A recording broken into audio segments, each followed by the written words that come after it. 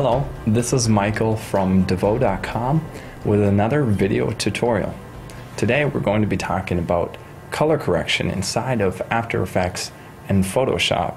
Now, I've seen a lot of videos on color adjustment and color enhancement. However, this tutorial will focus on accurate color.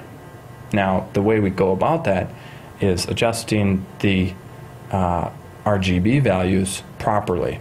So, without further ado, let's jump in. Alright, so I've got After Effects open here with my footage. Here's the original, and I'll show you the after. You can see the contrast and really punchy colors compared to the flat original footage. Again, here's the before and after. So let's get started. I picked this footage because it's a prime example of all three elements we need. We need highlight. Here's the white highlight. A diffuse highlight, which means it's not blown out. And then the midtone, some gray, neutral gray, and then the shadow down by these tires. And even if your footage doesn't have all three of these elements, the highlights, midtones, and shadows, you still can get by with midtones or even decent highlights, because the human eye tends to only notice color shifts in those brighter areas, the highlights and midtones. So if you have a piece of footage that has a good midtone or a neutral white, then you can use this technique as well. So I've picked the frame. I'm going to go to Composition, Save Frame as Photoshop Layers, and I've called this After Effects Color Correction. No, we're going to go Airplane. We're going to call it the name of my footage. Click Save. We're going to go into Photoshop and bring that PSD in. Alright, so we have the frame in Photoshop, and we're going to go to the color picker, now the eyedropper tool, and right click and make sure it's on 3x3 average, and click again here, go to the color sampler tool. Now this is going to create 3 sampling areas for us to correct, and you can see up here in the info panel as I'm hovering over things, make sure this is displayed.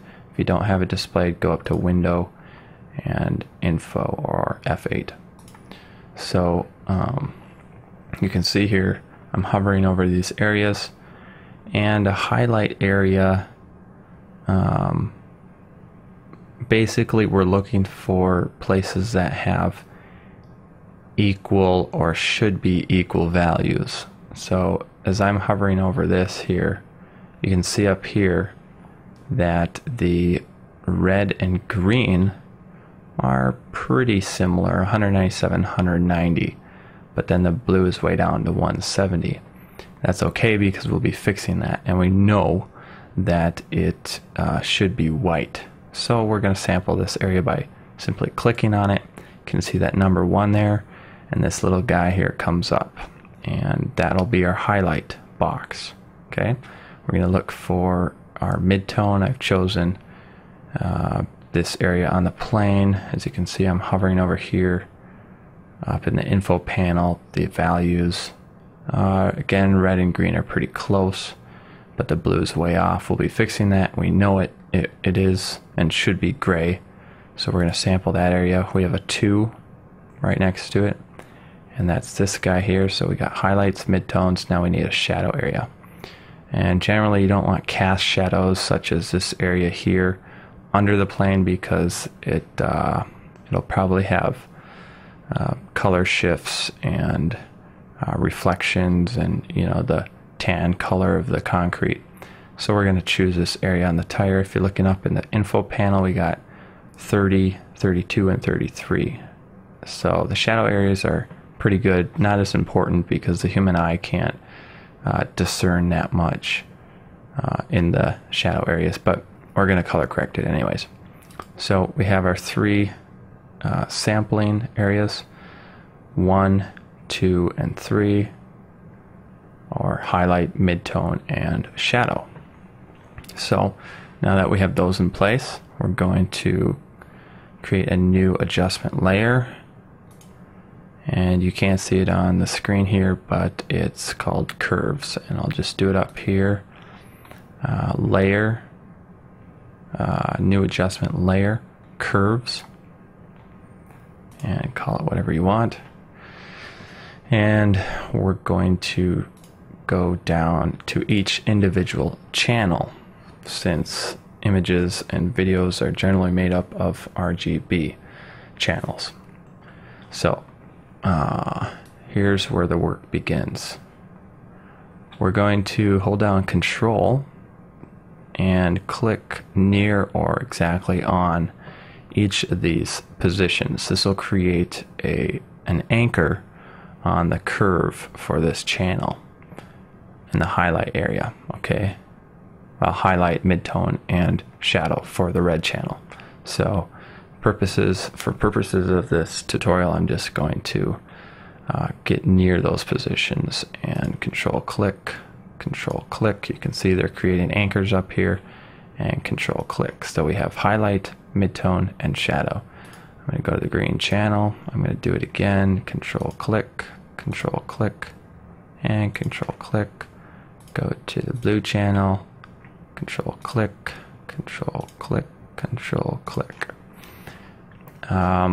This may seem a little cumbersome to some people, but it's a more accurate way of correcting color. I'm not a professional color correction person, but I found this method very effective. All right, so we have all our anchors on each of the channels. So we're going to look at these. We're going to be keeping an eye on these boxes, basically. So we have 197, 190, and 170. And we're going to be focusing on red for now. And the first column is the original RGB values, and the next column are the adjusted or changed values. So basically we want to get all these values the same. So let's say I'm going to bring 197 down to 190. So we go to the highlight anchor and bring it down this way. You don't go up and down vertically, you kind of go at a 45-degree angle perpendicular to the curve. So we're going to bring it down. As you're watching over here, watch this value. Bring it down to 190. Okay. Now we're going to go over to midtones, and we're looking at these numbers. Let's say we'll bring red down to 129 in the midtone right here. Okay, watch those values. Boom, 129. Okay, let's move on to shadows. We got 31, 32, and 32. Got to bring up the red just a tad. Okay, we got 32 all through in the shadow area. All right, now we're looking here at green. Green matches red. They're equal. They're equal in the midtone, and they're equal in the shadow. So we don't need to even touch green right now. We're going to move on to blue. If I'm going too fast, you can just pause. So in the blue area, we can see that we need to increase it quite a bit in the highlight area. Remember, 1 is highlight, 2 is midtone, 3 is shadow. So let's raise that value up to 190, way up. Okay, that looks good. We'll move on to midtone. We got 115. Let's boost it up to 129. Approximately there. Oh, that went down a little bit. Again, these are approximate. You don't have to be precise unless you need to be or you want to be. Okay, that looks good. We've got our adjusted values here. Highlight values should be in the 245 range. Right now they're only 190, but the point is to get them even. and midtone should be in the 135 range, and shadow should be no lower than 12. So we'll adjust those in a little bit. So we're going to click OK, and actually we need to save that, so I'm double click on this adjustment layer. We're going to click on this little guy here and click Save Preset, and I'm going to save it as Airplane. Since that's the frame, we're going to go back to After Effects, and we're going to go into the Effects and Presets panel, go under Color Correction, and find the Curves adjustment or effect. Drag it onto your footage and go to your Effect Control panel. And all you have to do is click this little folder and open your curve. Boom. You have your adjusted footage. Just like that. No messing around in curves, trying to figure it out, trying to make it look good. You've now adjusted and corrected your color by numbers. So that's basically it. I'm just going to actually boost the contrast. It's corrected right now, but it's still flat, so I'm going to add a levels adjustment, and this is a very simple method. And you can see the graph here. There's a lot of space, so we're going to bring those highlights on this end in just about to there, the first uptick on the histogram.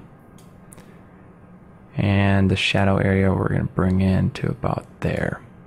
And then from there, basically, you can choose to change the midtones however you like, personal preference, or just leave it the way it is. But there you go. You have your true color corrected image by the numbers, and it's contrasty and not blown out. There's a little blown out highlights, but not terrible.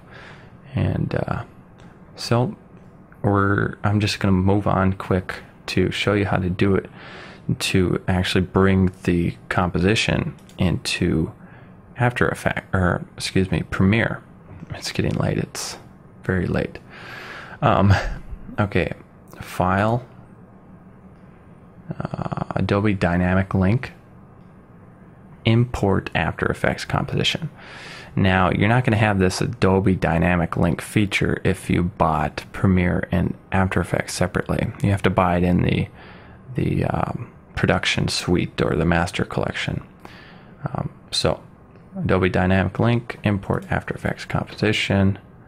We're going to choose the composition in the After Effects project file. We'll just do the one we just did called Airplane. Click OK, and there you go. You have a linked After Effects file right inside of Premiere. You can edit it, and I prefer Premiere to edit and chop up my videos more than After Effects, since After Effects is more of a compositing and rendering program. So I find the Adobe Dynamic Link feature to be very handy. And one more tip, you can see it's pretty jerky here. That's because it's trying to render every color corrected frame. So we're going to go back into After Effects, and it's all linked dynamically. So if I turn the effects off, this little button here, the color correction is off. And we'll go back to Premiere, and you can see it updated automatically. And so you can edit your footage a lot easier that way, quicker that way. And once you're ready to render, just remember to go back into After Effects, turn that effects button back on, come back into Premiere, it'll update, and then you can render. Alright, that's it. Thanks for watching. I hope that was helpful. And if you have questions or comments, just comment below and bestow a like. Thank you.